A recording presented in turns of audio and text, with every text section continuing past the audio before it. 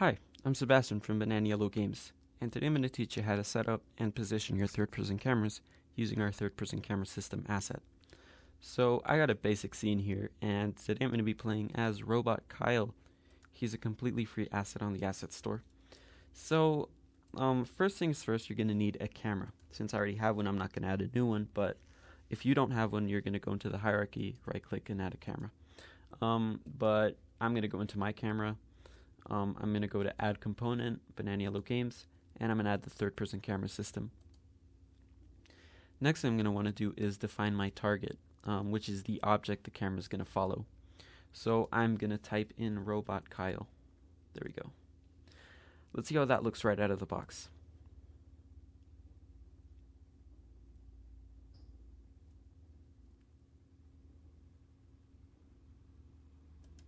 Oof, but that doesn't look right.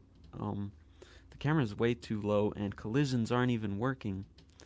Well, that's because right now, actually that's not the camera's fault, but that's the mesh's fault. Right now the camera is rotating around this point, which is the mesh's origin point, or the rotating point. That's something found with a lot of humanoid meshes, that their rotating point is down here at their feet. So a workaround for this is checking this box. The one called Make Vertical Origin 1. So once I check it, let's see how that looks.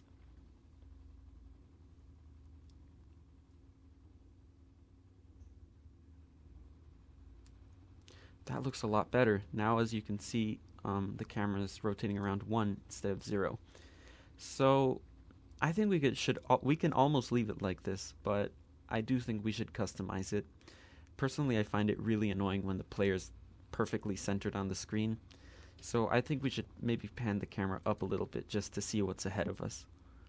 So to do this, you can actually do it in two ways. You can use the visualizer, which is our visual way of positioning your cameras, or you can use manual editing, which is just punching in your values.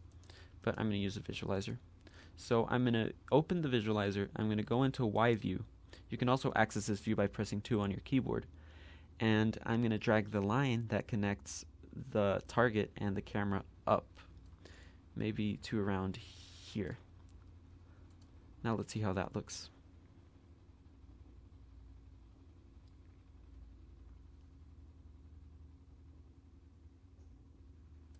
That looks a lot better. Now we can actually see what's in front of us. So maybe we should get a bit creative. Let's try to imitate that over-the-shoulder effect that's found in a lot of games. That's when the player is very far off to the left or right. So to do this, I'm going to use the visualizer. You open the visualizer, you make sure you're in X view, and you drag the camera up or down. I'm going to drag it up since I want the player to be to the left. Then I'm going to maybe zoom this guy in a bit, like that. Let's see how that looks.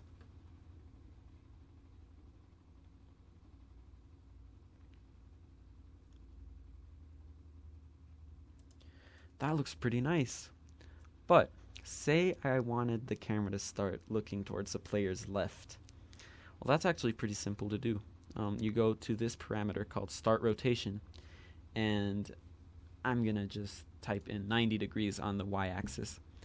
So let's play it and see how that looks.